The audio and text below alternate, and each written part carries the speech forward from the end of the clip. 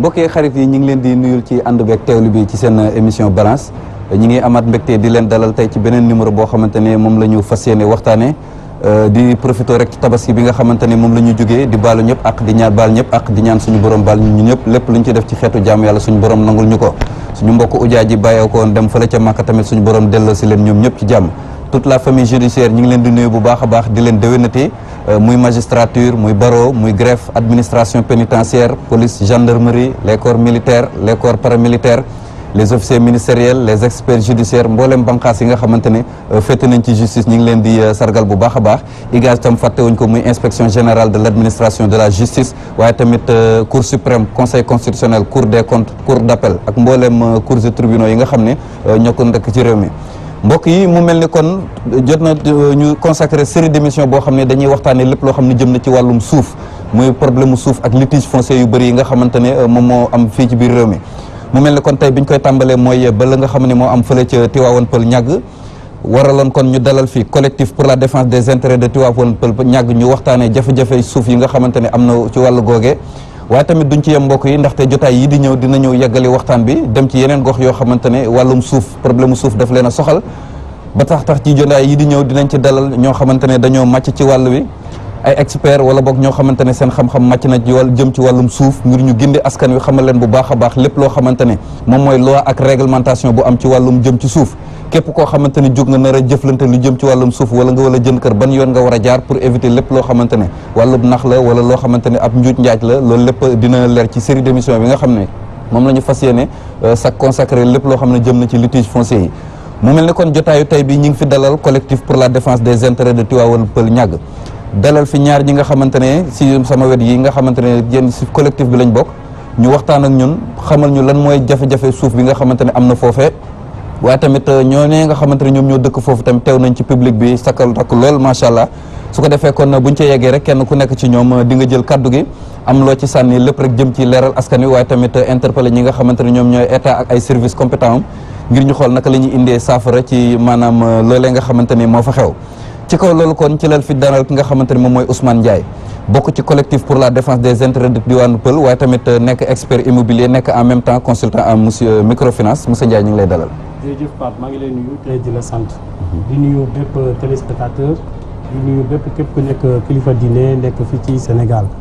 kilifa diine ak kilifa aada ñëpp maa ngi leen di nuyu te di jaajëfal te di masaw képp koo xam ne dëkk na Tivaouane Peulh boo xam ni tiis bi daal na sa kaw mooy sa kër bi ñuy toj wala sa suuf bi ñu nangu maa ngi nuyu ñooñu fi toog mooy public bi fi toog di leen masaw di leen nuyu di leen rendre hommage le hommage boo xam ni celui dama koy jële au fond du cœur parce que le peuple sénégalais waru fàtte ni ces gens là ngeen gis ñu toog ce ne sont pas des partisans de la régression et de l'échec ils ont travaillé durement pour ne pas emprunter le chemin de la honte et de l'humiliation mooy lan mooy dañoo liggéey ñafe pour jënd kër pour am fu ñu dugal seen doom ñu xëy benn bis toroxal leen nangu seen alal lan lañ bëgg ci dëkk bi léegi loolu moo tax ce peuple actuellement nii ñu ngi leen di rendre hommage ci leen massaw te di leen jaajëfal jërëjëf Moussa Ndiaye dinañuy ñëw léegi bu baax a baax yaatal ko ci waxtaan bi ñu dalal fi tamit Moustapha Balde moom tam bokk ci collectif bi nekkoon foofu chef de quartier monsieur Balde ñu ngi lay dalal sa Pape Ndiaye maa ngi la nuyu di sant di la gërëm quoi kontaan ca mbir jërëjëf public bi tamit habitant Tivaouane Peulh yi ñoom tamit teew nañ fi du ñàkk buñ ca yeggee rek ñoom dinañu jël kaddu gi ñoom Samba Sow ak mboolem délégation bi nga xamante ne ànd nañu fi kenn ku ci nekk ci ñoom dinañu jël kaddu maanaam joxe ci li nga xamante ne moom mooy seen xel ak seen xalaat waaye tamit ci wàllu soxna yi tamit égal dinañu tànn ñaar ñoo xamante ni ñoom ñooy wax ci ñoom su ko defee kon lépp rek aju ci leeral maanaam litige foncier wala boog scandale foncier bi nga xamante ni moom moo am fële ca commune bu Tivaouane Peulh ñàgg mu mel ni kon balaa ñu suub ci waxtaan bi rek ñu ànd ak régie am benn reportage boo xam ne suñu naatango bi ñu toogal foofu defal nañu ko muy Najib Sagna ñu xam bu baax a baax xamale ñoo ak site bi jafe-jafe bi fan la am waaye tamit lan mooy li nga xamante ni moo fa xew dëggantaan kon régie élément bi bu dee pare na ñu seetaan ko laata ñuy dellusiwaat ci plateau bi. askanu Tivaouane Peulh dafa ñaaw loolu direction de la surveillance du contrôle et de l'occupation des sols DSCOS tegee fitna ñoom nag lu ñu wax moo di lu leen gën di métti mooy DSCOS daf leen dóor wala enchaîné leen wala teg leen fitna boo xam ne ñoom ba léegi dañ ko méttitlu kii nag kilifa la am lu tollu 70 ans moom nag jot na si ñàkk këram waaye si ñàkk si ñaari bëñ yoo xam ne nii waa DSCOS ñoo ko génnee. en 2012 VDM bi ba mu ñëwee ñu ne dañuy def VDM ñu jël sama genn wàllu tool am lu des may continuer may béy bi passé ñu ñëw ma indil sama surga région sandar may ñëw fekkam foofu yéenuma di ma waxtaan ci kaw tali bi ñu waxtaan ci kaw tali bi ñu ma def ñu ma joxoon foofu yëpp ñun maasale ñu jàppama yeew ma yóbbu ma sandar muri des waaw dañ ma dóor ba dindi ci man ñaari bu waaw ñu takkama ñu ne ma yóbbu ma sandar muri ñàgg tooñ nañ nag parce que man juróom benn fukki at ak ñaar maa ngi foofu damay béy di dundal sama njaboot. kër yi daaneel fii ci wàllu pël jur na loo xam ne nii dafa doy waar ndaxte ñëpp ñoo xam ne lañ daaneel seen kër ak seen famille bi yëpp si biti la ñuy fanaan. sama soxna dafa toll jigéen wirut la waaw mun nañ ñu nekk fa bi ñu fa nekkee ci suba sa ñu xëy mu woo ma téléphone na ma waa police yi ñu ngi fi. bi ñu duggee si biir kër gi ñu toog xaar gendarmerie bi ñëw fekk foofu na ma ana borom kër gi ma ne ko maa ngi nii mënu ma génneel bagage yi dèjà bi mu demee génneel bagage yi la man damaa daanu waaw sama jabar ak ni mu mel noonu moo doon génne bagage yi si biti di sànni si biti di génne di sànni sama doom ji di jooy ma jël ko taf ko sama kaw génne dem waaw depuis nag bi ñu génnee samay bagage ba léegi nii amaguma fu ma fanaan ak samay njaboot ñu ngi si mbedd mi toog amaguñu fenn fu ñuy fanaan démb dama doon a jënd essence taal sama bopp ba tàkk mu jeex tàkk parce que teguñu ma nekkuma si guddi nekkuma si bëccëg ba nii may wax ak yow nii xaw ma fan laa nekk. 20 ans lañu am nii ay 22 ans takk seen ndig kenn ku ne bàyyi sam njàng ngir luwaasu métti bi nekk yaram ñu. bu ñu ñaawlu lu Tescos tegee fil na waa Tivaouane Peulh ñoom nag dañu gën a bëral loxo seen maire bi pour ñoom nag maire bi daf leen jàppale bu baax a baax si mbir bi. jàmbaar la waay maire bi ni mu taxawee gis nañ ko lool jàmbaar la. yàlla na Macky Sall taxee noonu ak Marième Faye Sall am na yërmande yaramam daw na lekkatul naanatul depuis àllarba ba heure bi lekkul naanatul dóor nañ ko yeew nañ ko gaañ nañ ko def nañ ko lépp mais bàyyiwul dafa daw ànd ak ñoom looloo yërmande am na solidarité. site bi nag dafa nekk loo xam ne tey ku fa dem da ngay yéemee ndaxte ferrailleurs yi ñoo fa nekk di fa jël lépp loo xam ne nii dañ ko fa si bàyyi. refus nañ Sénégal télévision.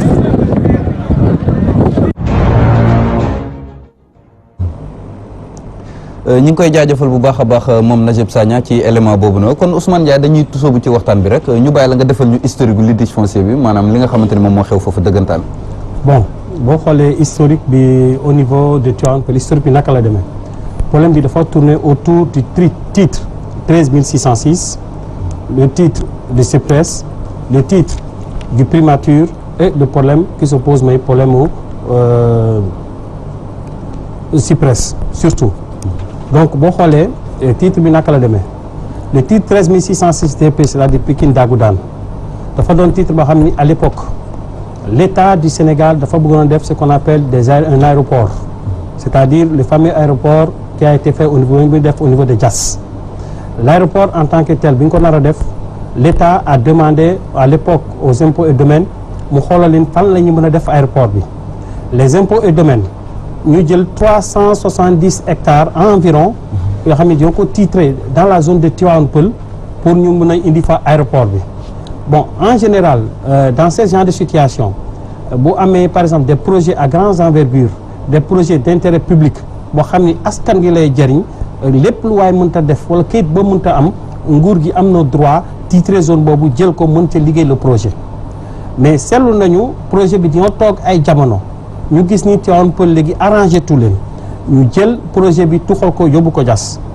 bu ñu ko yóbboo Diass à un moment bien déterminé gouvernement bu fi nekkoon annulé wul titre bi mu bàyyi ko noonu bu mu bàyyee titre bi noonu maintenant après 2012 mu am ñoo xam ni dañoo falu ñoom tamit ci diggante bi bu ñu faloo ci diggante bi gis ni 370 hectares jël nañ ko immatriculé au nom de l'État du Sénégal te ñu fa nekkoon ci suuf si kenn ku ci nekk am na ñoo xam ne amoon nañu seen kayit mooy délibération am na ñoo xam ne sax demandé nañ seen bail ba dafa waaj a génn mais boo seetloo dans la juridiction en tant que telle bu ñu demee ba nar a titrer une zone dafa am ñuy wax ci tubaab enquête commodo in commodo c'est-à-dire que dañuy dem xool lépp nekk ci zone ba même bu dee bant la nit samp ci zone boobu sax war nañ ko bind indi ko ci biir rapport bi pour mën a xam ëllëg naka lañ koy mën a dédommager loolu defuñu ko comme projet de grande envergure la ñu jël projet boobu parce que bu ñu defalee titre ba pare dafa am lu ñuy waxee fiche analytique boo xam ni dañuy bind lépp loo xam ni fekk nañ ko fa ak yooyu yëpp dañ ko fay bind pour mun xam ni ci lii la ñu basé wu pour mën a jël zone boobu titré ko donc xool nañu titre bi fiche analytique bi amul dara en ce moment nag ñu jël titre bi boobu léegi en 2012 gouvernement bi fi nekk sur place jël titre bi falu nañu jël titre boobu commencé di pàccoo seen diggante loolu moo nekk le problème du titre 13606 DP bu ñuy dégg souvent jël ko jox ay primature jël ko di ko jox sax ay kilifa diine ci bopp jël ko di ko jox sax ay ñoo xam ni tamit ñu ci état bi la ñu bokk boo xoolee primature loo mën a nekk primature nekk fonctionnaire de l'état nguur gi di la fay en tant que tel nga fekk paysan boo xam ni yor na suufam ko xam ni day béy yor suufam ñu ne dañuy nangu suuf soosu jox la ko lebal la xaalis boo xam ni près DMC bi ñu wax pour yow nga tabax yow paysan bu nekk ci suuf tu vas demeurer toujours pauvre xam nga loolu injustice commencé wul foofu. ok donc au total 370 hectares bokkul ak Sipres. parce que Sipres cas de Sipres dans les deuxième tours avant les élections le gouvernement bu fi nekkoon yëkkati jox ko waa Sipres ana bu leen ko joxee ñoom actuellement nii à un moment bien déterminé à l'époque bu ñu nekk sur délégation spéciale gars yi doon xeex ne Sipres du fa mën a fa jëlee dara parce que fekk na fa gars yi dëkk nañ ci lieu bi ba pare ñu xeex loolu fi xeex di nekk ci xeex bi di nekk ci xeex bi ak ñoom bal dañuy xeex nañ ci ba sonn mais seetlu nañu ñoom politique bu ñuy def mooy dañoo jël le dossier de Sipres jël dossier boobu versé ko ci ñuy wax PSE pour pouvoir permettre état bu nekk sur place mu leen may doole loolu moo tax ngeen dégg au niveau par exemple de kii au niveau du parlement bu ñuy def seen kii boobu avec le premier ministre donc déclaration Diémpa Bassar taxaw dina wéy 100 hectares la fa Sipres am te c'est des dires yoo xam ni là-bas actuellement sax lu fa des matu sax 100 hectares or boo xoolee fu actuellement nii fu nekk conflit foncier bi en tant que tel les 100 hectares yooyu ñuy wax sax en tant que tel am na partie boo xam ne ci biir sax ci forêt bi la bokk donc problème boobu am na mooy le problème titre 13606 voilà le problème de la Sipres et le problème encore de ce qu'on appelle la primature donc ñu ne primature am na fa ñëw di nangu suuf nit yi di leen dóor di leen toroxal ok loolu fan kañ la amoon bon boo xoolee problème bi fu mu commencé mooy toj bi dëgg-dëgg moo ngi commencé en le 19 au 21 avril bi passé la ñuy xëy suba teel waa Descos ñëw foofu indi fa ay seen oto yi dul jeex indi fa ay camion ay takk der yi dul jeex defe naa image yi ñu fi nekk nii wane na ko bu ñu ñëwee jàpp kilifa yi fa nekk dóor leen toj seen kër génne leen am na ñoo xam ne sax seen doom jàngi nañu boo génn ñëw fekk seen papa toog ci kaw toj këram xam nga ni loolu dafa doon loo xam ne dafa parce que Descos mooy direction contrôle de l'occupation du sol donc Descos ñëw def ñaawteef yi gën a bon yooyu ñu def ko fii Sénégal parce que fii ñu ngi gis par exemple mooy mais est-ce que démolition bi tam ñoom waa Descos jotuñ ci ndigal parce que foofu ay gendarme ñoo fa nekk yoo xamante ne peut-être xanaa duñ def loolu légèrement te teguñ ko fenn mais xam nga la destruction au Sénégal dafa am yoon bu muy topp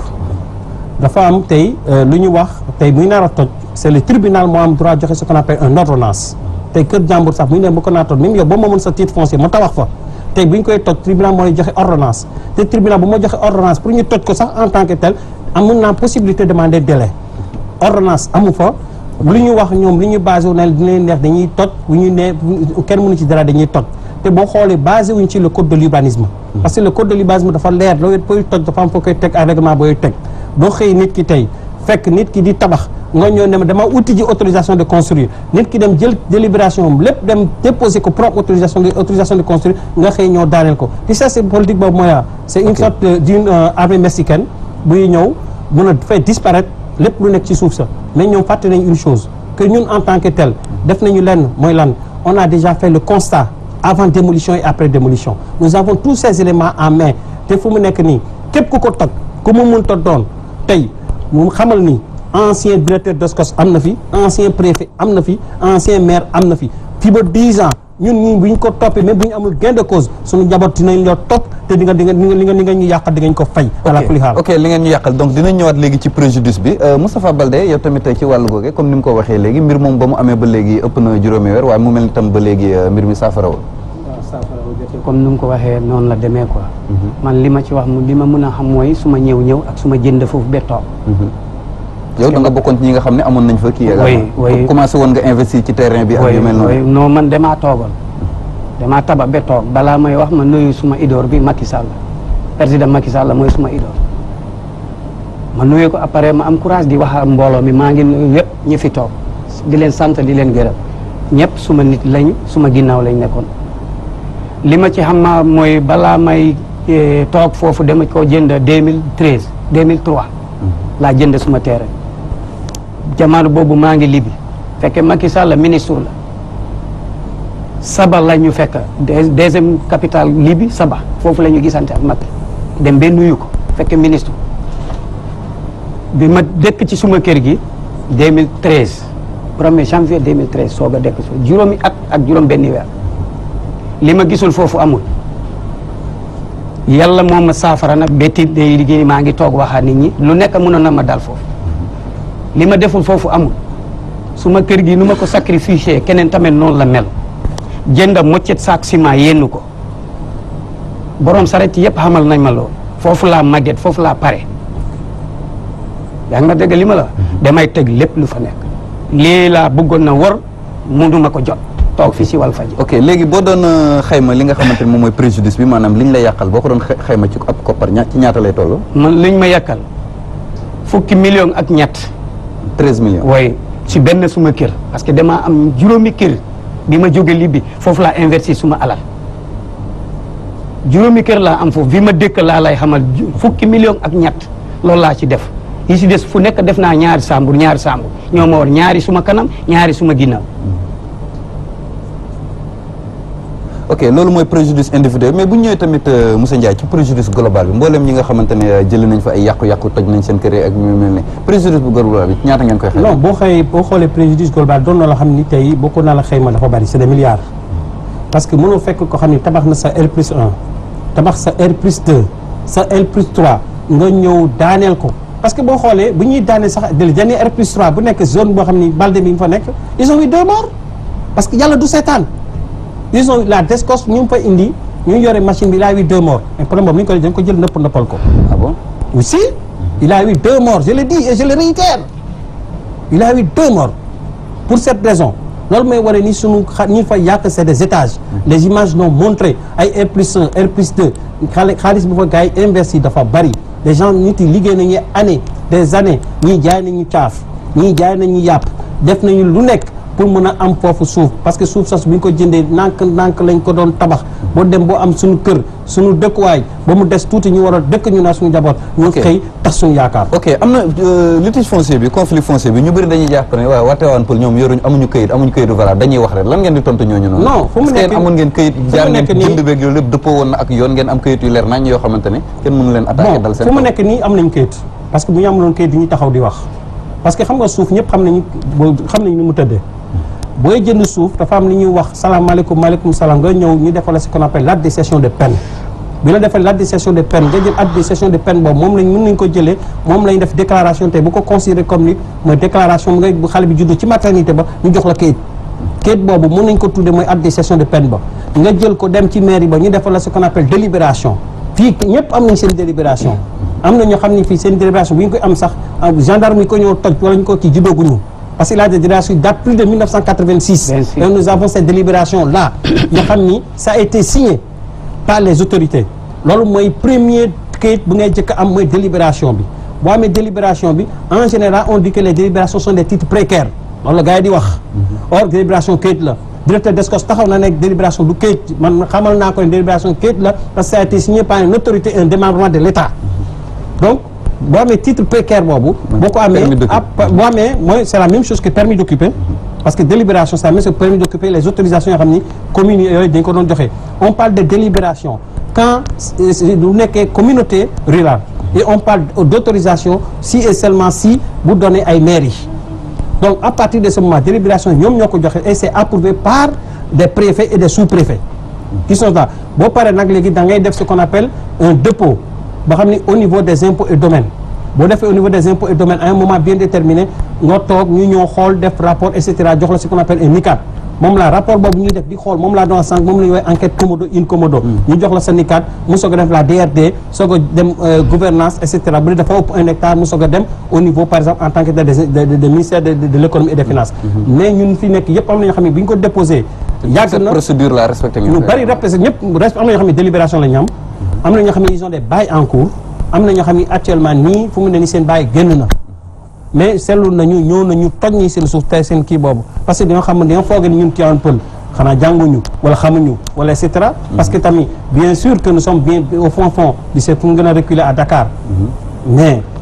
ci dëkk bi ngeen bokk ci dëkk bi la ñu bokk nu mu bon bon am nañ ku jàng mag bu jàng rakk bu jàng wala ku jàng ci ñun wala ku sës ci ñun mais nag dañuy xëy nee na ñun amuñu kayit xam nañu ni délibération kayit la xam nañu ni bàyyi kayit la xam nañu titre foncier kayit la parce que tamit du ñu yor suuf yi toll noonu ne ci depuis des années di ko béy parce que suuf soosu tey mi taxaw ne immatriculé nañ ko au nom de l' état du Sénégal l' état du Sénégal c' est qui la nation c' est qui yow la man ay tous les autres c' est la nation kon du ñuy xëy soumis gens solo pôle gis nga ces promoteurs ak kii ñu bëgg a jox suuf soosu au niveau de Tivaouane Peulh nañu xam ni suuf soosu moomuñu ko alal jàmbur la ñuy jël. kan lañ ko bëgg a jox. des promoteurs comme la CSE ci la bokk.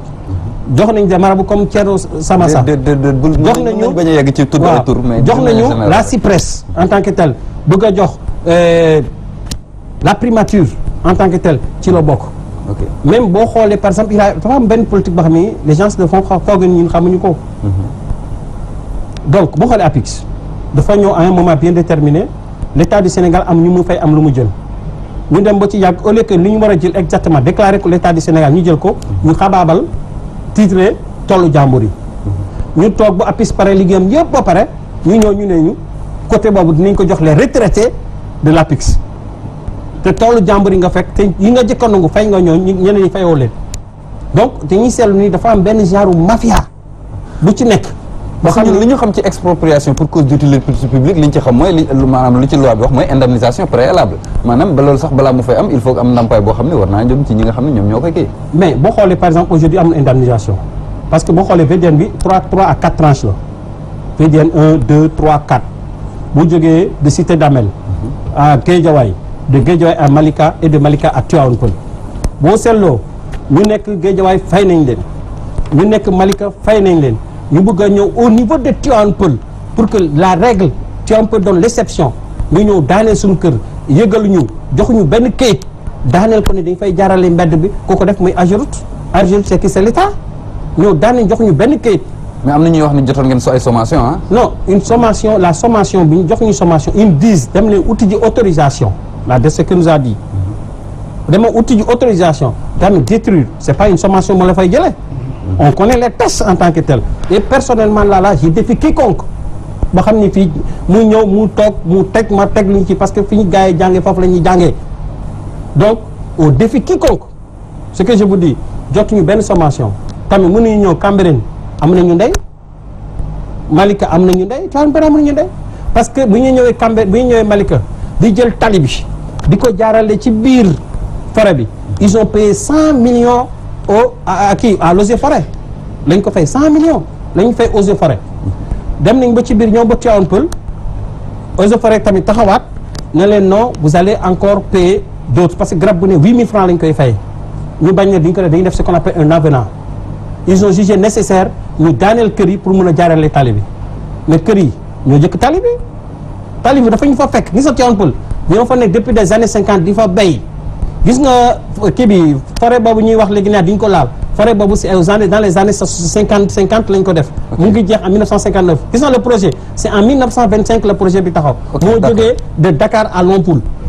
ok d'accord dinañ ciy ñëwaat léegi Balde damay ñëwaat ci yow léegi maanaam litige foncier bi nga xamante ne am na si boobu loolu ba mu amee toogu leen également am na ay démarches yoo xamante ni yéen a ngi koy def pour être rétabli dans vos droits ak yooyu noonu fu ngeen ci toll ñu ngi dox di ñëw ay wàcc yéeg di wàcc ñu ngi def tout ce qui est noonu ñu ngi ko dox mais ba tey dara doxul dara génnul loolu la ñu bëgg a xamal ne monsieur le président Macky Sall nañu jéem a taxawal ci lu ñu nekk ñun suñu moomeel la ñu bëgg a récupérer suñu kër yi fële la ñu bëgg a récupérer Macky Sall jàppale ñu ci loolu mooy suñu ñëw ci plateau bi fii balaa ñeneen samba booy di ko ñëw càq-càq suuf si ñu ne ay promoteur ay nangam ñun loolu loolu concerné ñu loolu mbir mi yëpp tappale moo fa nekk Macky Sall nañu xool jàppale ñu yàlla tax ñi fi toog yëpp Macky Sall lañ yàlla tax may wax Macky nañu xool jàppale ñu ak suñu teere yi mais ci côté bi yoon également est-ce que jaar ngeen def ngeen fi ngeen li ngeen war a def ak yooyu noonu ci yoon mel ni jël avocat mu toppal leen dossier bi dem tribunal ak yu mel noonu non loolu amul defuñu ko ñu ngi def jéego yëpp waaye loolu defuñu ko quoi ñun lu ñu gis rek dañ ñu tooñ ok fekk la yaa ngi toog ah ñëw jaay la doole ni ak naa joxu la investissement joxu la dara di kii ñëw rek dugal ay traiteur ay di kii noonu da nga gis ñu feebar fekk leen seen kër ñu ne leen génne leen ñu watat ku feebar ki teg ko ci biti man su ma jëbar 1 semaine la am ñu jëlee ko ak doom ji ci biti keneen tamit noonu la keneen koo xam ne dafa ëmb dafa bëgg a wasit la même chose ah comme ñun duñu sénégalais ban Sénégal la ñu nekk loolu laa bëgg a laaj Sénégal loolu laa bëgg a laaj état bi ban Sénégal lañ nekk. oui jërëjëf yaakaar naa ni kon dafa am loo ci dolli. waaw bon pour compléter lu muy wax. c'est-à-dire que nous avons fait des démarches fu nekk dugg nañ fa kër dîner bu ne dem nañ fa kilifa bu ñu xam seeti nañ la waxtaan ak yow mais ñoo seetlu ne dafa am lu tubaab di wax une politique de silence boo xam ne ñëpp ñoo ne patt ci ñuy seetaan mais man lu mooy c'est que ñun lu ñuy dénoncé ñoo ne ñun ñëpp ay citoyens lañu. Macky Sall mënu toog veille des élections mu fay Cité Tobago bu fay Cité Tobago 8 heures normalement balaa 10 heures wala midi mu waxaat yoo am pël fay leen parce que ñun ay citoyens sénégalais lañu. Tobago am na le même problème que nous ñu woo leen ñoom jox leen ndàmpañ ñun waa Tivaouane Peulh ñu ne yoon dafay jaar toj suñu kër joxuñu dara ba pare ñu appliquer ce qu'on appelle une politique de silence. loolu du kon ni ñu def ak waa Tobago yi ngeen bëgg ñu defal leen ko également. xam nga tamit lenn moo ci mën a ne ñu delloo ñu suñu suuf képp ku ñu yàqal ñu jox la te les auteurs ñu xam ne ñoo tax ñu toj ñu jóge ci les directeurs d'escole ak ñooñu on demande à l'État mu ubbi enquête sanctionnée. waaw mais pour ce cas également faut ngeen intenter action en justice également. Non, l'action en justice parce que actuellement on est en train de regrouper tout ce qui est document. Okay. Parce que c'est pas un petit problème boo xam ni da ngay tëb nii rek dem en justice te tu n'as pas les éléments nécessaires pour pouvoir attaquer. C'est la raison pour laquelle actuellement nii on va se préparer à tout et on demande à l'État sénégalais de prendre ses responsabilités vis-à-vis de ça mooy lan mooy waa Tobago fépp leen li ñuy fekk waa des ko toj seen kër yi mu xëy woo leen dédommagé leen war na mën a def pour waa Tivaouane Peulh loo xam ne tali bi ma fay jaar te Ageroute xaalis tali bi def nañ ko ci compte am ba pare. ok jërëjëf yaakaar naa ni loolu leer na bu baax a baax kon du ñu def lu dul dem ci public bi rek jël fa quelques réactions laata ñuy dellusiwaat ci plateau bi ndaxte am na waa collectif mboolem collectif pour la défense des intérêts de Tivaouane Peulh ñàgg teew nañu fi côté góor yàlla yi ak côté soxna yi tamit fenn fu nekk dinañ ci dem rek jël fa ay quelques réactions ñu wax rek lépp loo xamante ni jëm na ci litige foncier boobu wala boog conflit foncier boobu nga xamante ni am na foofu noonu depuis début année 2017 bi kon war na ñu ma jox kàddu gi mu joxal ma micro bi Samba Sow moom tamit mu tijji waxtaan bi.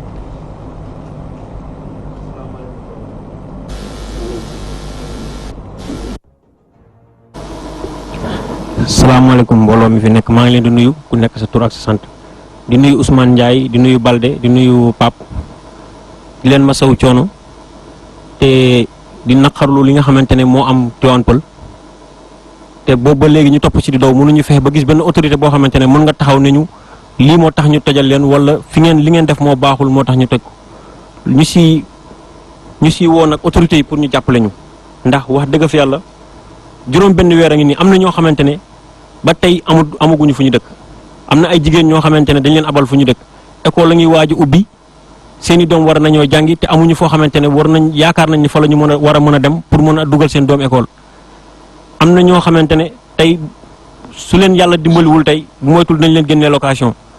paas nañu paas bay bëgg a dee yéeg ak wàcc pour gis autorité bu nekk yéeg nañ ko mais ba léegi mënuñu wax ne kenn recevoir ñu ba suñu ki nga xamante ne mooy njiitu ki nga xamante ne mooy suñu commune muy suñu maire ba léegi mënuñu ñoo wax lii franc jox na ko ku nekk bi ñu la tojalee sa kër mais booba léegi saatuñu dara. parce que ñi ngi fàttali ko jotaay bi mu fi mujjee def am na un représentant de la mairie bu ñëwoon également donc action ñoom li ñu tàmbali woon dañ cee mujjee dellu ginnaaw. waaw léegi loolu ñun dañ koy jàppee ne peut-être bomb bi boobu yaakaaroon nañ ne bomb bi dina takk rek pour ñu désamorcer ko ndaxte boobu ñu ngi doon wax di ñu nax rek pour ñu noppi ba affaire yi mën a nopp xam nga sénégalais moom ci tàng-tàng bi ci la mën a fajee soxlam waaye boo ko naxee ba mu sedd dootul mën a def dara léegi nag ñun loolu la ñu jàpp loolu la ñu bëgg a def léegi nag problème bi du loolu am problème dañoo bëgg ñi nga xam mooy président Macky Sall moom ci boppam comme moom mooy jiite réew mi dañoo bëgg moom mu wax ak ñun parce que bind nañ ko ba sonn tamit moom ci boppam avant ñuy toj bind nañ ko ne ko li nar a xew Tivaouane Peulh ne si wax mais booba léegi waxu si kon ñun mën nañ ne jàpp sax moom ci la bokk xanaa ci ñi ñu tojal si la bokk mais il faut tamit ñu xam ne ñun tamit ay nit lañu ñii fi nekk nii ñii wax waa Tivaouane Peulh ñii ñëpp dañu faa jënd dañu cosaanu Tivaouane Peulh ku nekk da ngaa ñefe sa alal nga jënd ko amul kenn koo xamante ne mu nga fa taxaw nga ne sam papa amoon na fa tool ñi fa seen papa amoon tool ñoom ñoo leen jaay mais kon ñoom it war nañ leen gëstu dimbali leen te ñu génn ñoom ñëpp ñu jàppale leen mais mënoo jël sa alal nga jënd ba pare nga ñëw tabax def say kiit am na ñoo xamante mairie bi ba muy mujjee ñëw da ngay fay 25000 ñu nattal la bi ñu xamee ni foofu baaxul loolu ñuy encaissé sa xaalis am na ñoo xamante ne pare woon nañu pour fay 100000 francs pour am seen ordre de recette am seen lépp mais nag mënoo lekk xaalis nit ba pare nga ne ko yow kayit bi nga yor baaxul ñun daal dañoo bëgg comme fii réew mi ñun ñëpp ñoo ko bokk nañ ñu boole si ñëpp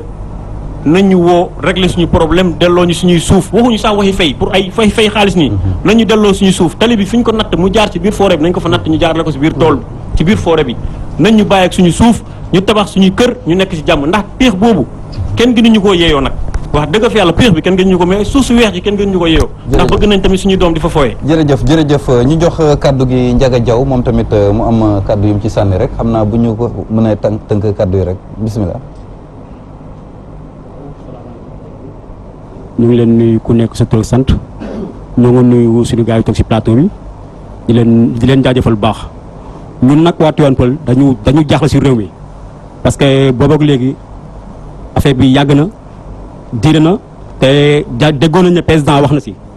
te bu si président waxee léegi boobu ak léegi gisuñu dara président dañu bëgg président Macky Sall xam ne mbir mi ñu ko tegoon seen loxo ñooñu defuñu si dara ñooñu lépp dañ si jël teg ko seen tànk amul dara lu ñu fi defal. parce que mbir mi dañ ko ñëw yemale ko seen bopp Macky Sall ñu fi teg nii bu dee ñoom la ñuy liggéeyal ndax xam ne ñooñu liggéey luñ ko ñooñu seen bopp la ñuy liggéeyal parce que bu ñuy wax émergence baadoolo yi di émerger di góorgóor di liggéey di tabax pour man loolu mooy émergence mais ñun dañu góorgóorlu ba tabax ñu ne yéen fii du ngeen fi émerger parce que yéen du ngeen ay sénégalais mais ñun bu fekkee Tivaouane Peulh bokkul Sénégal nañu taxaw carrément taxaw si devant RTS ñu ne seen Tivaouane Peulh bokkul si Sénégal ñun ñu xam fu ñuy féetee parce que mbir mi métti na ba fu métti waa yem parce que dara gën a métti mooy ay xale yu ndaw xëy jàngi école wàcc 1h midi war a wàcc seen kër war a toog récupéré ñëw fekk ñu génne seen bagage si biti di ko toj seen kër seen baay taxaw di jooy seen yaay taxaw di joom ñooñu taxaw di jooy xale boobu est-ce que ba keroog fii muy sàngoo suuf est-ce que loolu dina dañ ci boppam ah bu ñu bëggee affaire agression beeg affaire criminel yu métti yeeg dañ fi nañu defar jikko xale bi parce que boobu la ñuy yàq jikko xale bi xale boobu ñu def noonu mooy rey nañ ko ba mu dee wet boobu léegi nag ñun dañu jaaxle parce que ñun boo gisee juguñu dem fenn lu ñu ñëwoon président wax na si boobu léegi ñu taxaw waa section recherche ñëw def seen enquête def seen lépp ñu ne affaire bi mu ngi si yoon boobu léegi nag ñu ne mu ngi si loxo diw boobu léegi nag gis nañ dossier yi maire jël na ko jébbal na ko préfet boobu léegi nag préfet mën nañ ne moo def si liggéey bi boobu léegi nag préfet parce que affaire bi avant koor gi lañ ñu waxoon avant koor gi commission bi na ñëw ñu tàmbali liggéey bi koor gi passé nañ ñu ne ñu fii ak tabaski bi passé nañ ñu ne ñu après élection yi ñun dañoo sonn si après yi dañ si sonn quoi ñun dañu bëgg ñun ñu wax ñu fan la ñuy féete ñun ñu mën a xam quoi. mais comme gouvernement bu bees am na xanaa yaakaar kon am na mbir bi saafara. gouvernement bu bees man dama jàpp ne gouvernement bees am na lu fi nekkoon rek moo fi nekkaat ba léegi parce que li fi nekkoon moo fi nekkaat ba léegi ñooñu fi nekkoon xam nañ li xewoon ñi fi nekk xam nañ lu xew kon nañu yebbi nit ñi lu Ndiaye wax léegi fu ñu déchargé waa Tobago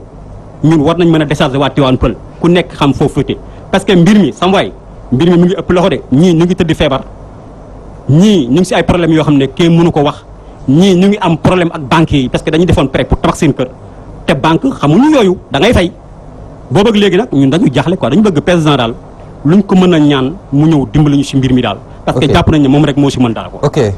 ok jërëjëf ci kaddu yooyu la joxal ma micro bi Mor Ndiaye rek moom tamit mu sànni ci kaddu. allo salaamaaleykum bisimilah rahmaani bakk borom Touba. waaw man de li may wax mooy Macky Sall dong laay waxal ba tey moom laay doon di ko waxal parce que am na loo xam ne bu dee seetaan la seetaan bi dafa ñaaw seetaan bi ñaaw na nag gëstu doomu aadama yi nekk Tivaouane Peulh juróomi weer ñu tëj seen kër boobu ba léegi xamuñu fu nekk ñu si dara seen doom yi ñi nga war a dem jàngi xamaguñu fu ñuy jàngi jee waaw dèjà ban tojee kër yi ba léegi amaguñu fenn fu ñu dëkk parce que bi ñu tojee kër yi ba léegi maire bi lañ leen joxoon 100000 francs lañ joxoon am ñu su loué appartement néeg am ñoo xam ne génn nañ leen waaw am ñoo xam ne ñi ngi nekk si ay tabax mais boobu ba léegi ñi ngi toog di déglu mais seetaan bi dafa ëpp te am na loo xam ne lu bëri loo xam ne mënuñu toog ci télévision di ko wax parce que dafa ñaaw mais toroxal bi ñuy toroxal doomu aadama yi nan ko yow ñaata nga yàqule man li ma yàqule dafa bëri mënu ma koo wax. d'accord li ma yàqule dafa bëri. yow yaa bëggoon xaru bi mbir mi amee. mais waaw man dama bëggoon xaru. parce que imagine man may gone gu ndaw kërti ba tabax sama kër ba dëkk fa yor ay njaboot xëy benn bis joxuñu ma dara xëy ñu ne ma génn ñu raser kër gi boole koog déjà bi ni génne sama kër sama jabar dafa toll diggante. bon maman bi ñuy génn kër gi ba xale bi def nii sama jabar def nii ñuy daaneel kër gi muy jooy après ba bañ daaneele kër gi ba pare xale bi fii dafa teppeeku ma nekkaat ci yooyu di fajaat kon donc Mali Sall man ooma kenn ku may wax lu Mali Sall laay wax lijjantil problème bi nekk Tivaouane Peulh parce que ba yu ñëwee de bëgg nañ la buñ la bañoon ko duñ la wootal te élection yi passe dañ la danoo ànd ak maire bi wooteel la nga gañewaat ñuy toog di dundee yaakaar toog di xaar te ba tey ñu ngi toog di xaar gisuñu dara fa ñu nekk si ay tabax amul courant amul ndox amul douche mais loolu dafa ñaaw mais di si war a taxaw nag mu taxaw wax si parce que bu fekkee ne dafa yónnee ay nit ñoom yónni lam leen sant defuñu ko ñu ngi si leneen lam leen sant defuñu ko de ñu ngi si leneen te ñun booba léegi ñu ngi toog di taaxeeru parce que man bu ma waxaatul dara damay dem ma sampaat fa sama mbaar. ok jërëjëf ci kàddu yooyu rek kon balaa ñuy yeggale ñu dem ci soxna yi tamit ñu jël am na ñaar ñoo xamante ne ñoom ñoo war a wax ci turu jigéenu Tivaouane Peulh yi ñoom également ñu jox leen micro bi rek ñu sànni ci kàddu ñu jox kàddu gi Bamboj mu wax ci turu jigéenu Tivaouane Peulh yi. waaw salaamaaleykum mbooloo mi maa ngi nuyu ñëpp di sant ñëpp man nag affaire bi dafa metti ndax man mii ba ma fa jëndee léegi am na fukki at ak ñaar ci ren. waaw di jaay nag jaay syndicat ci buntu kër nekk ci lu yaas ak say njaboot nekk ci benn néeg mu metti torop loo taqale nanguwoo jënd matériel nanguwoo jënd dara ay juróomi saaku di dajale ñaari saaku ñetti saaku ànd ak sama mu taqaleel la dem ba école bi ñu ne bu tëjee dañuy toxu defar suñu bant ak suñu yëpp ak suñu ay seng ne dañuy toxu aw ma rek lu ma ci am ñu yónnee ma ay 9h ci guddi ni ma kër ga toj nañ ko lii laa ci am muy di lu ma metti nag te mbir mi dañ koy jooy Macky Sall ma ginnaaw yàlla moom la fi yàlla teg ñu koy jàppale tey yàlla tax ba mu gañee moom it nañu jàppale tey yàlla tax te xam ne ay jigéen lañu dañuy taqale amuñu dara di sant yàlla sa suñu fen loolu rek laa koy wax bëgg nag mu jàppale ñu tey yàlla tax te mu dégg ñu nag Macky. yow li ngay perte yàqulee ci ñaata nga ko mën a xayma wala boog sa njaboot wala ñu ngi àndal ndax looy taqale depuis fukki at bële kooku mënoo xayma mënuma ko xayma sama digganteeg yàlla laay wax ak sama tëraayu bàmmeel ndax ku tëdd deseeg sa bàmmeel waaw ndax sama bàmmeel laay deseel ëllëg te li may wax dama bëgg mat dégg ko jàppale ñëpp ndax dañu sonn te ñu sonn fa nekk bañ koy laata am ñëpp a sonn kon nag ñu ngi bëgg mu dégg ñu tey yàlla tax ci jëmmi rasulillahi lii sama xol laay wax mati na ma dégg. jërëjëf ñu jox kàddu gi Khadijatou Thiam moom tamit également mu waxaale ci turu jigéenu Tivaouane Peulh ñàgg yi. waaw asalaamaaleykum maa ngi nuyu ñëpp ku si ne sa tur ak sant rawatina borom kër gi di waa groupe Walfadjri di nuyu Sidi Lamine baax di ko ñaanal yàlla fu mu bëgg a yeggal na ko yàlla yeggal waaye li ñu wax rek waa Tivaouane Peulh luy gars yi wax rek mbir mi moom métti na torop ndax taplaat sa li nga am def ko ci suuf ak tabax nu mu méttee ñu xëy toj sa kër loolu métti na sa njaboot amul fu ñu dugg loolu métti na kon ñu ngi jooytu Macky Sall bi nga xam ne moom moo nekk ci réew mi sa njaboot ak lay jooytu nga dimbale sa njaboot di jooytu Marème Faye Sall sa moromu jigéen yaa ngi lay jooytu amuñu fu ñu dugal sunu njaboot gi sunu alal dem na jaay nañu doole yàq nañ sunu alal daal doy na waar daal ñu ngi lay ñaanal yàlla daal nañ ngeen jàppale bu baax a baax ñu tax suñu alal loolu la ñuy ñaan waaw wasalaam. ci jotaay bi égal ñu jox ko jottali ko micro bi rek moom tamit mu wax ci. asalaamaaleykum mbooloo mi waaw maa ngi leen di gërëm di leen sant gis nga affaire bi métit bi foo ko wékk ëpp na ko parce que man ñun yàlla daf ñu dimbali woon avant ñuy daaneel suñu kër yi ñun ñu egsi mais pour firndeel ne directeur d'Ascos bi li fi mu taxaw du dëgg man dama ñëw ba ci moom yàlla may na ma sax ñëw naa ba ci moom jàkkaarloog moom too jël ko waxtaan ak moom ne ko kër gii ngay waaj a daaneel sama kër la comme dañu nekk ci dëkk boo xam ne dëkku yoon la dama bëggoon nga jox ma ordonnance bi jógee wala kayit yi may firndeel ne dañu war a daaneel kër yi mais daf ma dàq comme xaj daf ma dàq carrément tellement que loolu moo lay wan ne fi ñu taxawoon du dëgg su doon dëgg la nit ki su ñëwee laaj citoyen la citoyen sénégalais la am naa droit ñuy daaneel sa kër nga laaj ko fan nga teg pour daaneel suma kër bi ma ko laajee dafa ma dàq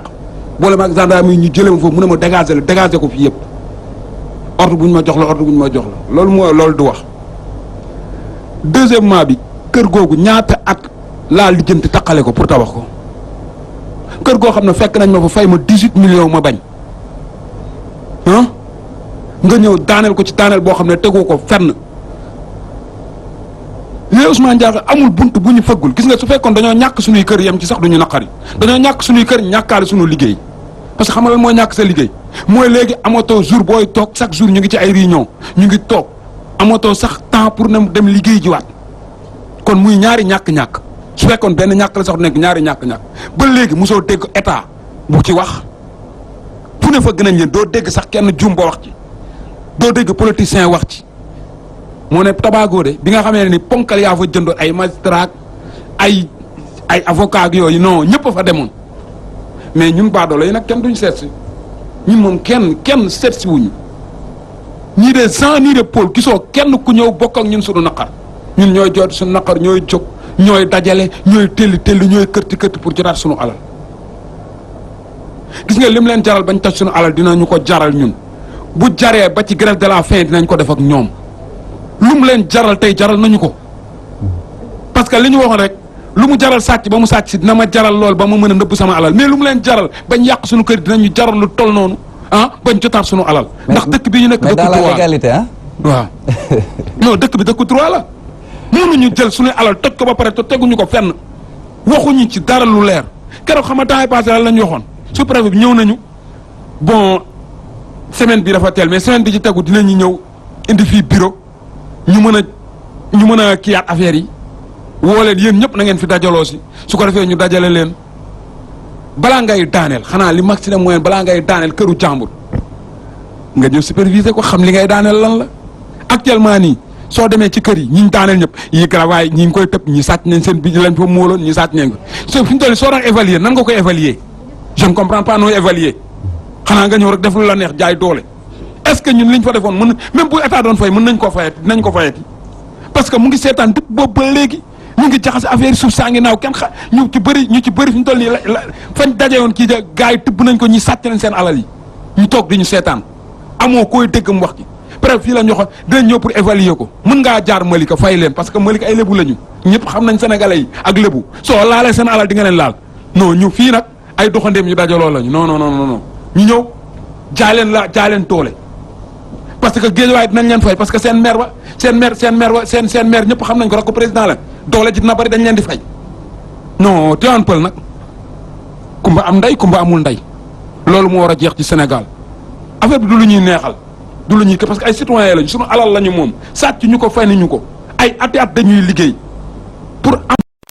d'abord kon lii ñu teg du yoon dañ ci war a dañoo war a dajale interpellé ci nu mu gën a gaay président Macky Sall daf ci lii waroon na ci wax débat yi muy def yëpp lii daf ci waroon a wax musuma dégg mu wax ci chaque jour ñu ngi ko ciy déglu mais lii lu mu waroon a taxaw ne arrête woolu ñu waxtaan ak ñun boobu ba léegi ñu ngi koy déglu dégguñu ko. wasalaam jërëjëf ñu jox kàddu gi El Hadj Ndiaye. baax da auzu billahi min sheytaan rajim bismillahi rahmani rahim wasalaatu wasalaamu ala asrafil mursalin wa akramil anbiya seydina wa habibina mustafana muhammadu rasulullahi salallahu alayhi wa sallam wa ala alihi wa sahbihi wa man wala mbokki asalaamaaleykum wa rahmatullahi wa barakaatu ñu ngi leen di nuyu di leen di massa coono bëgg naa tënk rek ci ñetti aspect ba ci jiitu mooy damay wax ak suñu njiiti réew son excellence monsieur le président Macky Sall nga xam ne ñun ñoo ko fal ñun ñi jàppee tey la bas peuple wala citoyen lambda wala bas doole yi bu dee dëgg rek ñun ñoo ko fal en 2012 bokk na ci li gën a tax ñu fal ko mooy injustice ndax dañu doon gëmloo ay slogan ci wàllu transparence gouvernement sobre et vertueux ak yu ni demee ñu am yaakaar dénk ko suñu kàddu tey nag dafa jóg ci moom ak gouvernement pour toroxal ñu ci ñaari anam kenn du jël say millions di ko investir foo xamante ni du sa momeel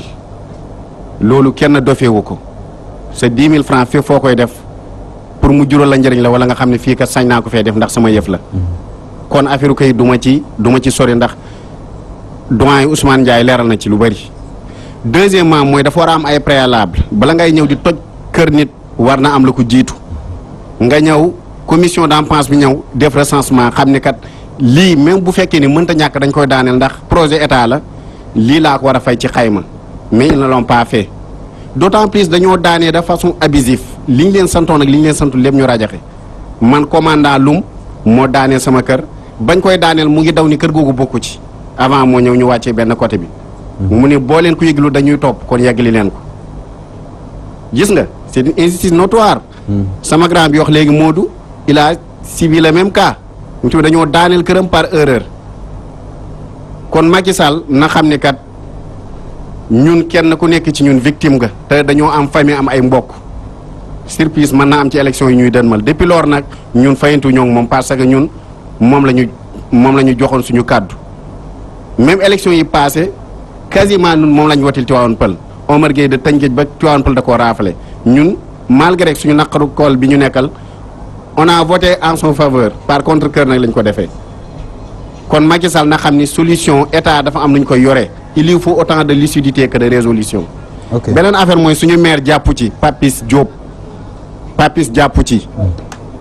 en réalité xeex bi fu mu toll rek collectif bi moo ko fa tollool de par nos efforts de par nos moyens ñun ñu yëgg wàcc. Papis il na fait que nous ci téléphone yi waaye bu ñu yàq waxtaan bi Papis il na fait que nous divertir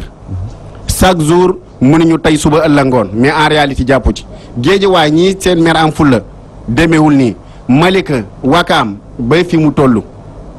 projet état la ay milliards lañ ci teg mais dañoo ñëw yàq Tivaouane Peulh ci anam yu leen neexee li may daanelee mooy wàllu injustice parce que tey man gëm naa ni colon yi sax bi ñu fi nekkee demeewul nii ndax wax dëgg neex yàlla nit ki moomeelam la ou pas dafa am loo xam ne pour des raisons humanitaires nit ki waru ko mën a def ñëw nit ki ni ku génnal yaag sa njaboot xale yi dem jàngi nga ñëw génnee cin li ak yëpp toj xale yi ñëw gis nga li ñuy tiit tey ci wàllu menace terrorisme ci wàllu attentat ci wàllu takk bomb injustice moo ko indi ndax xel yooyu loolu du dañ ci ñoom ndax wax dëgg jàngi ñëw fekk ñu toj sa kër pap sa pap toog nee di jooy sa yaay toog nee jaaxle yow loolu da ngay màgguwaale ak ñoom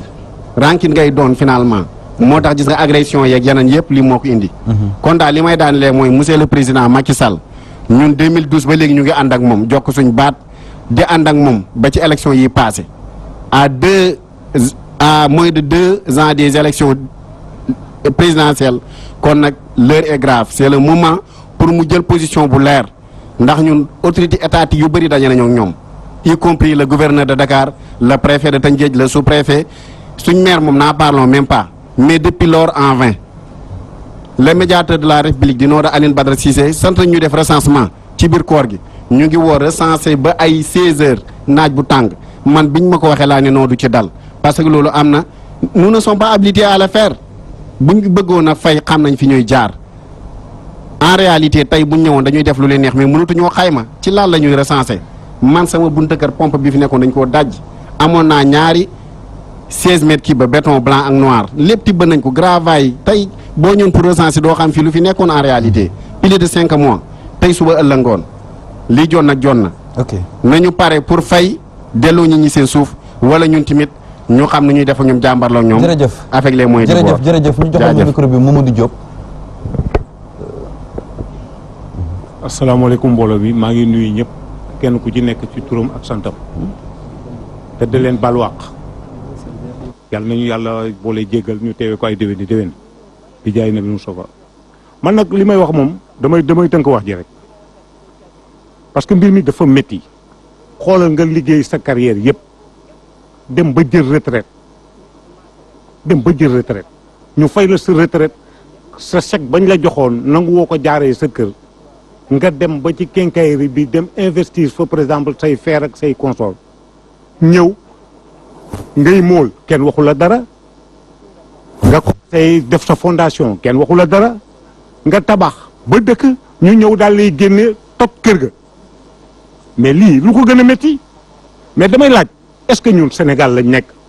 Sénégalu Cheikh Ahmad Bamba bi ñuy wax est-ce que bii Sénégal la est-ce que Sénégal bii mooy Sénégalu maam El Hadj Malick est-ce que Sénégal bi ñu nekk mooy Sénégalu Cheikh Ibrahima Niass Sénégal bi est-ce que mooy Sénégalu Cheikh Bou Kounta Sénégal bi doy na waar mag ñi niñ ko tegee woon ak niñ ko kiyee léegi Sénégal rek la ñuy fekk këru baadoo la koo xam ne dafa investir fexe ba débrouiller bàyyi di fexeel njabootam liggéey carrière am yëpp ba mënatul liggéey ñëw tabax ko ñu ñëw toj ko génne la ci biti comme xaj daal di koy ñëw di la toj ñëw toj ko waaw mais Macky Sall xoolal yow sa jëm bopp ñu ngi lay respecté di la jox sa cër yaag sa gouvernement mais xoolal lii te yow fii mu nekk nii keroog ba nga ñu tojee élection yi passé yow la ñu sànni carte te naka jekk yow la ñu àndaloon waaye lii bu dawul sa yaram wax dëgg yàlla dina mën doy na waar te dañ laa yàgg a woo avant ñuy toj Marème Faye Sall fii say moroomu jigéen ñoo fa nekk ñun dañu yor ay soxna te yow yërmande gis nañu yërmande bi ngay doxal ci Sénégal Marème Faye Sall ñëwal nga jàppale ñu ndax ñu mën a jotaat suñu kër yi léegi ñun ñi nga xam ne dañu retraite fan la ñuy liggéeyee tey fan la ñuy jaarati pour mën a am kër yooyu man nii dañ ma abercé sama kër rek mën naa fa nekk est-ce que sax ak sama njaboot mënta nekk loo bokk ak moom ndey ak bàyyi mënta nekk keneen noonu am na ñu fi jaaykatu caaf yoo xam ne ñu ngi fii am na ñoo xam ne seen jëkkër dafa génn àdduna la ñu jotoon a am ñu daal di koy jël investir ko ci bâtiment bi ñu ñëw toj ko nga mujj di comaytu man biñ ñu tojee ba léegi damaa tawat wër na gars yi boo jógee ci lii yaa ngi kii sama mujjee kii bi ay ba ñuy metti la te lépp toj bi moo ko indi parce que dañoo tiit mais dëgg-dëgg Sénégal peuple sénégalais wax leen ci lii waaw wasalaam ngeen baal ñu wax. Thiam jox ko micro bi moom tamit mu sànni ci kàddu après ñu jeexale ak Maam Koor. salaamaaleykum wa rahmatullah mbooloo mi maa leen nuyu di leen ziar yéen ñëpp kenn ku si nekk si turam ak santam version bi may waxee moom toj bi mi ngi am le 19 avril ba le 21 avril keroog jour bi ñu toj commandant Dascos bi damaa taxaw si moom ma laaj ko mu ne ko sëñ bi lan moo waral lii mu ma yéen fii amoo leen fii këyit ma ne ko non fii am nañu këyit am nañ délibération am nañu am dugal baay ak yëpp mu ne ma délibération du këyit ma ne ko pour lan mu ne ma ne ko doo nit de bu juddoo récépissé lañ koy defaral pour mu dem mairie ñi defaral ko këyit kon suuf si noonu la commencé ñu jàll le 20 ñu toj ko le 21 maire bi woote réunion si boppam bi mu wootee réunion si la wax ne lundi képp koo xam ni yàq nañ sa kër fii ñëwal si mairie bi nga def recensement mbooloo mi toog fii ñëpp ak ñu ñëwut ak ñëpp kenn ku si nekk dem nga foofu nga def sa recensement si maire bi mu defee loolu ba pare mu ne moom maire bi pare mu ne recensement yi 2000 dossiers ñoo fi nekk 2000 dossiers yooyu jël na ko yóbbu na ko si préfet moom fii la tànkam yem moom monsieur le maire moo ñu waxoon loolu moom si boppam mu ne lépp lu waay di wax ak lépp lu waay di def fii mooy institution bi fii lay amee fii lay xewee biñ defee loolu ba pare mu jël dossier yi yóbbu ko ci préfet bu ñu ko yóbboo si préfet ñun dem nañ bi si préfet ñu toog ak moom pour laaj ko mu ne ñi danaa def commission d'impasse bi danaa ko commencé mi ngi ñu ko wax si mois de juin ñu taxaw moom ak maire ak sa commandant ñàgg bi mu taxaw mu ne ñu commission d'impasse bi danaa ko commencé ci fin de koor gi loolu yëpp gisuñ ci dara bi élection yi demee bay bëgg jub ci législative ñu solaat sin daal dem ba ci préfet bi ñu laaj ko mu ne ñi commission d'impasse bu ma leen waxoon man maa koy gérer son bopp parce que bëgguma loo xam ni dama koy liggéey mu am erreur ñun nag toog nañ depuis boobu ba léegi ñu ngi xaar ñun ay jeunes lañ ay xale lañ mën nañoo wàcc ci dëkk bi def ni suñu morom di def loolu ci boppam sous préfet pas préfet sous préfet ci boppam daf ñëw woo nañu li ngeen di bëgg a def na ngeen ko ba ñu ne ko ñun mën nañoo wàcc ci dëkk bi baare tali bi taal comme ni suñu morom ñëpp yi def mais comme que ñaan nga ñu njëkk ak teraanga yooyu yëpp duñ ci dugg. ñun nag lii dem nañ ba sës ab sàcc nag boo ko tappet boo ko dàqee ba mu sës ci miir bu fi po dana métti. ok waaw lii d'accord waaw jërëjëf waxtu bi moo ñu xaw a xoj rek laanaka li ci des bëreetul kon dañ koy nañu tënk kàddu gi foofu rek joxal ma micro bi Mame Cor mu tëj intervention yi ci public bi laata ñuy dellusiwaat ci plateau bi bu ñu jox kàddu gi ñi nga xamante ne ñoom ñooy ñu invité yi ñu joxal ma micro bi Mame Cor rek moom mu tëj kàddu gi waa asalaamaaleykum wa rahmatullah asalaamaaleykum wa rahmatullah waa maa ngi nuyu ñëpp man nag fi may ñëwee mooy yow sa laaj bi gannaaw bi ma nuyoo nag ñi nekk fii yëpp ak ñi toog foofu sànq da nga laaj nga ni maire bi dañoo àndoon ak moom sunu côté la nekkoon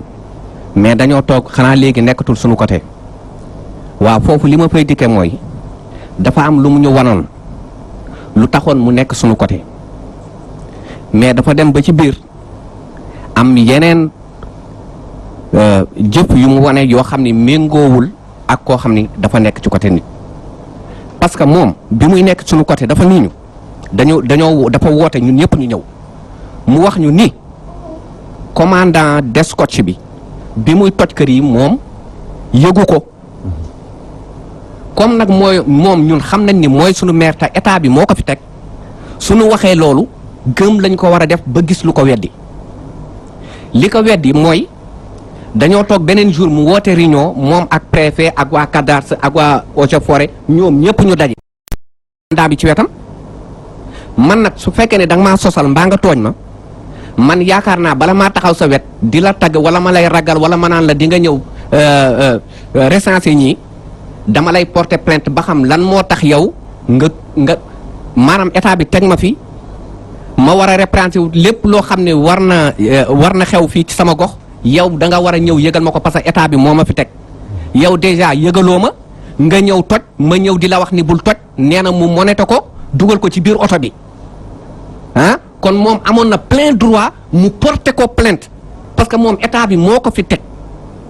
ba xam moom fan la commandant d'escorte bi sukkandiku ba war koo mën a teggi te moom état bi mu teg ko fi xam ngay wax day yanu maanaa te loolu amut beneen bi li nga wax li waa ji wax léegi man damay tënk rek parce que li ñu war a wax yépp daanaka wax nañ ko li ci des ñi daañ ko àggale li waa ji wax ci affaire jabaram mais loolu c'est grave yow nan ngay fekk jigéen joo xam ni dafa am doom même pas une semaine ñaar kenn kii muy Balde président Balde man ñëwoon naa ngénteem même pas une semaine ñu ñëw ñu toroxal leen génnee leen ci biti pourtant ndaw soosu meretam mënoon na yéeg lu ne xajoon na ci mais kooku moo ko rey nit ñoo yam ah man loolu laa gëm ah beneen bi ci des laaj nga kii nga ni ko ndax foofu mën nga xayma li ngeen fa defoon mais mënuñu ko xayma man fa laa nekkoon di fa tabax gis nga am na ñoo xam ni kenkaayeri yi dañu sore woon foofu nekkoon ay montagne saret daawu fa dem gis nga am na ñoo xam ni fi ñu daan jëlee saako ciment di ko yanu ak fañ ko yóbbu mat na 3 kilomètres est-ce que nga wax baax saret daawu ko yóbbu ñoo ko daan yanu seen bopp sinon duñ ko tabax ñi ni ñoo moom foofu yow nan ngay xoolee ñuy tabax sa suuf te doo def benn effet nga bàyyi ba ñu tabax ba pare nga ni non non parce que suuf si nangam loolu moo mënta nekk ñii dañoo jaay doole toroxal borom sareet ya fa nekkoon di liggéey toroxal borom magasin ya doon jaay ciment toroxal ñi nga xam ne ñoo fa doon jaay ndékki toroxal maçon ya nga xam ne ñoo fa doon liggéey toroxal manœuvre yi kenn la ñu bàyyiwul laa wax waaw dama ni président yow ñun sa njaboot lañu ci kaw nga jaboote ñu parce que bàyyi sax su la bëggul nag dafa am foo yem ak moom du dëgg bii passé bee jàll ñoo la fal te bii dañu ñaan incha allah nga faluwaat ñu fal la mais li ma gën a touché ci affaire yi mooy fii muus bu dee sax da nga gis autorité yëpp dem ku grève de faim ñëpp dem ah ni waaw ñoo ngi lay ñaan nga bàyyi grève de faim beeg nangam fee ñu toroxal ay nit xoola même Charlie ba de ca France ah président dafa teew autorité yi ñëpp naqarlu ko kilifa diine yi kenn desul ñun seeti nañu kilifa diine yëpp amul kenn ku mën a taxaw ni demuñu ci moom mais amuñu résultat ndax boobu avant ñuy toj la teewul dañoo toj suñu kër yi te loolu teguñu ko ci yoon gis ñu benn autorité bu ñëw ni waati waan për maa ngi leen di masaw war a ma xool la fii liñ leen tojal loolu amul pour lan xanaa ñun duñu ay sénégalais wasalaam. Dieynaba Ndiaye mel ni maa ngi koy seen ci jotaay bi xam naa kon mu tënk ko ci ay simili yu néew rek ndaxte temps bi moo xaw a cate lool sax. maa ngi nuyu mbooloo bi yëpp nuyu waa Walfadjri ñun Walfadjri moo nekk suñu tribunal ñëw nañu fi première fois ñëwaat nañu deuxième fois amatuñu fu ñu koy jooylu gis nga lu xew xaw ma ban dëkk ñi rey ay doomu aadama Tivaouane Peulh moo ko raw xam nga kaay gën sa biir kër ma toj sa kër Tivaouane Peulh loolu la am loolu moo ñu métti moo tam ñu ñëwaati jooyaati Walfadjri ñun duñu wane tribunal ko ne feneen Macky Sall bu balaa am campagne bi dañaa dugg Tivaouane Peulh ñu ne waa Tivaouane Peulh voté leen Macky Sall boo leen voté Macky Sall yegul toj bi bu campagne bi bu gagné dinañu ñëw jàppale la ñun ñëpp Macky Sall wax naa leen ko de ñun ñi toog fi mbooloo bi wax naa leen ko ma ne ko yaa leen du voté Macky Sall bu faloo fàtte na leen Macky Sall bu faloo rek fàtte na leen ñi campagne dugg fu nekk Macky Sall gagné fa Tivaouane Peulh banlieue bi de Macky Sall moo leen faalewul gis nga Macky Sall bu leen faale du ni gis nga léegi lu am Sénégal léegi xam nga ñu nekk diaspora bi lu nekk diaspora boo gisee diaspora bi chaque jour ñu ku nekk ñu ngi di wax bu ñaaw bu nekk ñu ngi koy wax si diaspora xam nga lu leen métti dañaa jënd fii seen kër ñi toj seen kër loolu moo leen métti diaspora bi loolu moo leen métti étranger neexatul Macky Sall nag xam nga lu ko dal Macky Sall dafa toog si palais bi xamul lu xew si banlieue bi Macky Sall lu ma koy ñaan muy dugg si entreprise yi dugg si banlieue bi xam njabootam lu leen daal na ministre comme lu muy wax ne ay politiciens dialogue amu fa xam nga looy dialogue sa askan bi ngay ñëw toog dialogue le na léegi lu xam nguur Macky Sall bi baa doole warul am kër baa doole warul am tool nguuru Ablaye Wade lu amoon nguuru Ablaye Wade Tivaouane Kër Massar amuloon problème boobu waaw Kër Massar lu tax amuloon problème boobu dafa Ablaye Wade loolu may doole mi ne nag borom tool bu nekk lu ci sa tool nga jaay amuñu problème na léegi nguur Macky Sall bi dañ lay wax nag gënal sa kër ma toj gënal sa tool man dam koy nangu jërëjëf sans dara moo am si nguur Ablaye Macky Sall jërëjëf Dieynaba Ndiaye banlieue bi bu moo ne dialogue politiciens yi dee yi ñun taluñu politiciens yi dee yi mu ñoo wàcc si base bi mu wàcc askanam bi jërëjëf soxna si dégg nañ la sama xol moo jeex si Macky Sall sama xol moo jeex kon ñu tënk kàddu yi foofu rek ndaxte temps bi moo ñu xaw a dab ñu daal di tënk kàddu yi foofu rek mbokk yi kon daanaka li ñu cërale woon ci ay waxtu mu mel ni kon mat na damay bàyyi suñu ñaari invité yi rek kenn ku ci nekk mën a tàggoo ñu daal di yeewu jotaay bi di xamal képp sénégalais bu fi nekk xam ñi jàmbaar lañu yéen a ngi woote marche ci grande mosquée bu ne ay ñii rey nañ leen wala ñii toroxal nañ leen wala Charlie ñi nekk Tivaouane Peulh ñoo ko raw ñoo ngi leen di woo yéen ñëpp képp ko xam ne nekk na peuple sénégalais ñu xam ne un citoyen sénégalais bu nekk fii ci dëkk bi na xam ni am na seen mbokk am nañ seen rakk képp ku sës ci yéen ñoo ngi leen di toroxal ci biir Tivaouane Peulh kon ñoo ngi leen di demander yéen ñëpp ngeen ñëw soutenir ñu à partir de ce moment maa ngi leen di sant di leen nuyu di leen gërëm te xamal nañu leen ne quel que soit le problème directeur d'Escos dañu xaar ba passé waxoon nañu dinañ def une citation interprétative directe ñoo ngi ci yoon bi dinañu wax fan la teg pour mën a toj suñu kër yi. ok waaw. jërëjëf am na la xam ne ragaluñu ci dara. jërëjëf Ousmane. mbokk yi loolu mooy li nga xamante ne cëraloon nañ ko ci waxtu lii lañ leen indiloon tey seen émission balance di leen gërëm bu baax a baax di leen jaajëfal di gërëm bu baax a baax équipe technique bi ñu ci àndaloon di leen jox dig daje beneen semaine beneen numéro jërë ngeen jëf.